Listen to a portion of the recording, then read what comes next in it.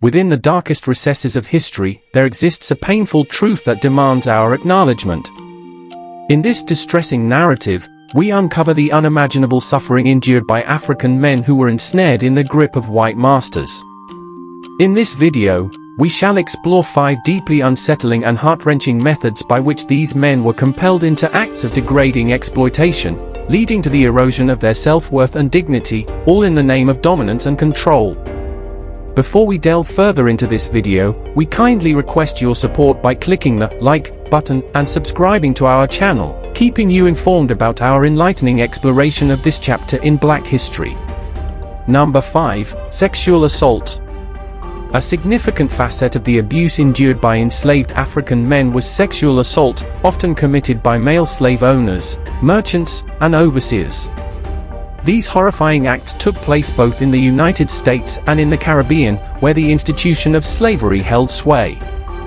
Enslaved men were tragically subjected to sexual violence during the transatlantic journey on ships, within secret sex farms, and on seasonal plantations owned by homosexual slaveholders. Social norms of the time and the prevailing power dynamics placed numerous barriers in their path when attempting to report these abuses. They often hesitated to voice their traumatic experiences, fearing reprisals, further punishment, or simply not being believed.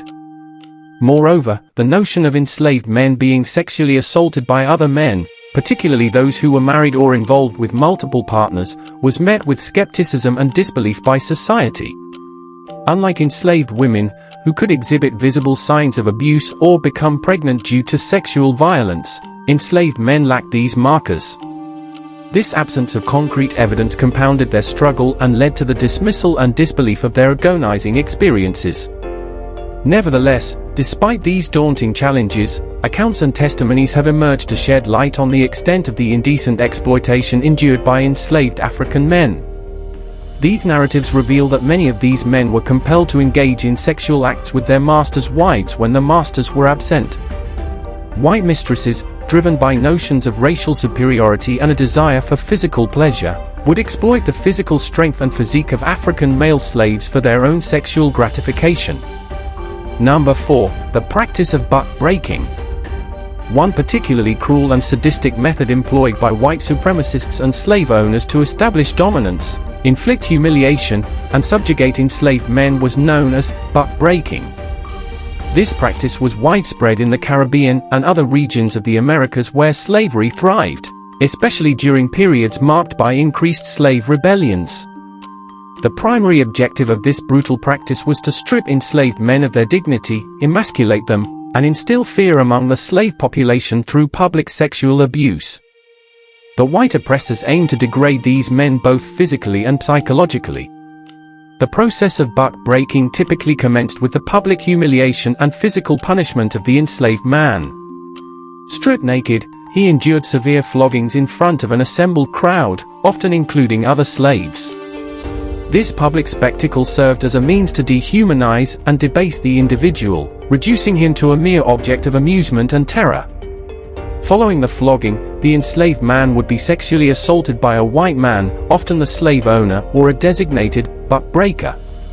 This act of sexual violence was intended to assert dominance over the enslaved individual, reinforce the power dynamics of slavery, and send a chilling message to other slaves who dared to challenge their oppressive conditions.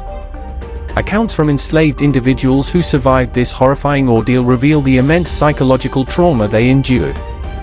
Sons were forced to witness the brutal sexual assault of their fathers, forever scarred by the harrowing image of their patriarchs being reduced to objects of sexual abuse. One particularly notable account that sheds light on the practice of buck breaking comes from the narrative of Frederick Douglass, a prominent abolitionist and former slave.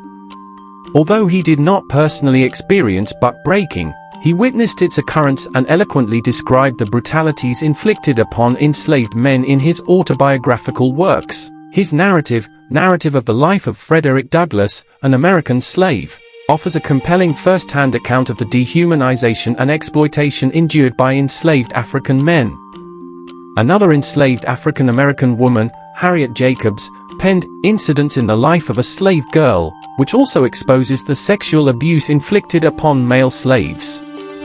While she does not explicitly mention buck breaking, She highlights the systemic and pervasive nature of indecent exploitation within the institution of slavery.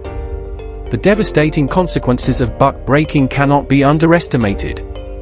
Enslaved men who endured this traumatic experience often grappled with enduring physical and psychological effects, including depression, post-traumatic stress disorder, PTSD, and a profound sense of shame and emasculation.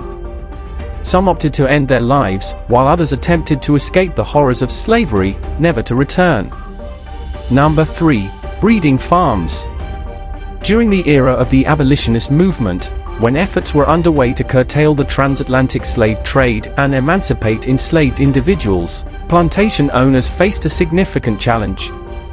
The reduction in the number of slaves being imported and the rise of abolitionist sentiments led to a labor shortage on plantations.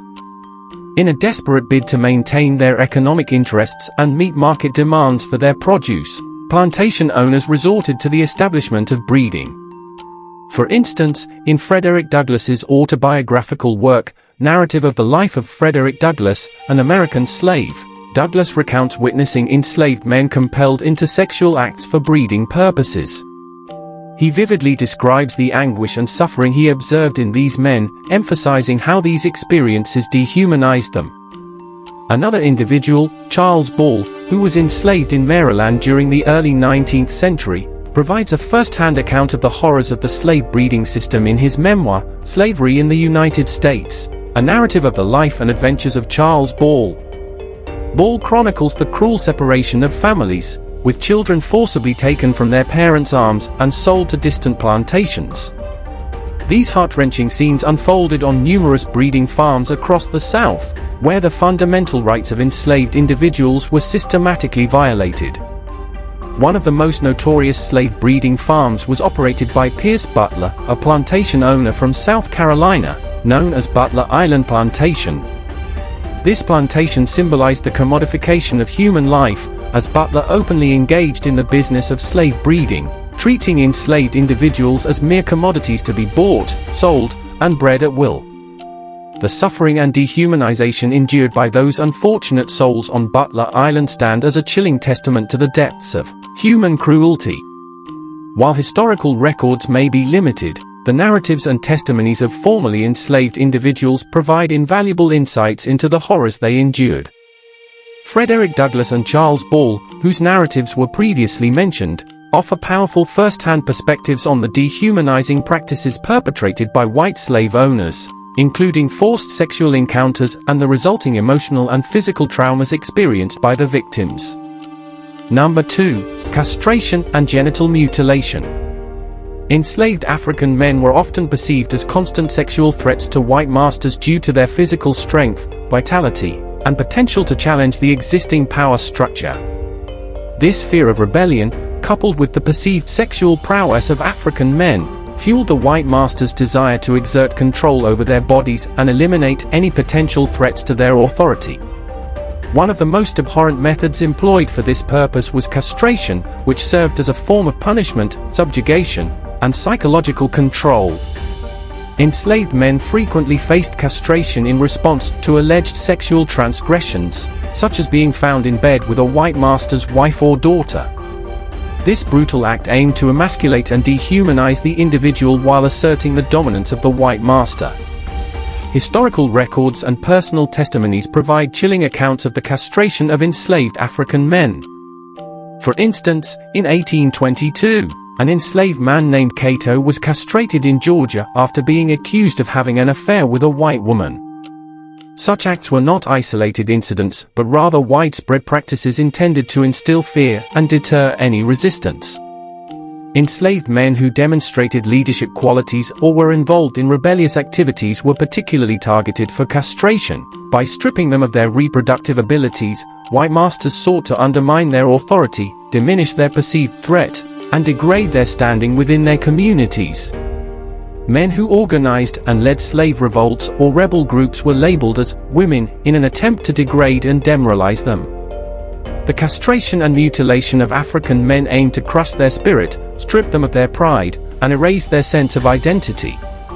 These acts were meant to assert white dominance and control over the bodies and sexuality of enslaved individuals.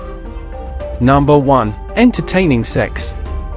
Throughout the history of slavery, white supremacists, wealthy merchants, and aristocrats frequently treated enslaved men as sexual objects, denying them agency over their own bodies and reducing them to instruments of pleasure. These men were stripped of their dignity and humanity, enduring a wide array of sexual abuses and acts of degradation. One particularly degrading practice involved the public display of enslaved men's bodies for the amusement of white viewers. These men were often forced to line up naked, their sexual organs exposed, as they were scrutinized, laughed at, and discussed by their white masters and spectators. This blatant objectification reinforced the notion of African men as subordinate beings, perpetuating a culture of white dominance and black subjugation. Enslaved African men were also subjected to forced sexual acts with enslaved women, often under the guise of entertainment. In these extreme cases, an enslaved man would be forcibly made to engage in sexual intercourse with an enslaved virgin in front of a white audience. This grotesque spectacle aimed to satisfy the voyeuristic desires of white viewers who derived pleasure from witnessing the sexual degradation and humiliation of both the man and the woman involved. These acts were not only expressions of power and control, but also served to perpetuate racist stereotypes about African masculinity and hypersexuality. While specific data and names of individuals involved in these acts may be difficult to ascertain due to the intentional suppression of such information, personal accounts from formerly enslaved individuals provide valuable insights into the reality of their experiences. For example, narratives from figures like Frederick Douglass and Solomon Northup, who escaped slavery and documented their experiences, contain disturbing accounts of the exploitation endured by enslaved African men. It is crucial to acknowledge that the abuse and exploitation of enslaved African men were not isolated incidents, but rather systemic and pervasive aspects of the institution of slavery. The sexualization of these men was rooted in the dehumanization inherent in the slave system, where they were treated as property and denied the basic rights afforded to free individuals. The purpose of these acts was to reinforce white supremacy, maintain control over enslaved individuals, and perpetuate a culture of racial dominance. By confronting the painful history of indecent exploitation endured by enslaved African men, we gain a more comprehensive understanding of the atrocities committed during the era of slavery. This knowledge allows us to acknowledge the resilience and strength of those who suffered under such brutal conditions, and serves as a reminder of the importance of combating racism and promoting equality in our society today. As always, don't forget to like the video, subscribe to our channel, and share our videos to let more people know the truth about the experiences of black individuals and to hear their own narratives. Thank you for watching.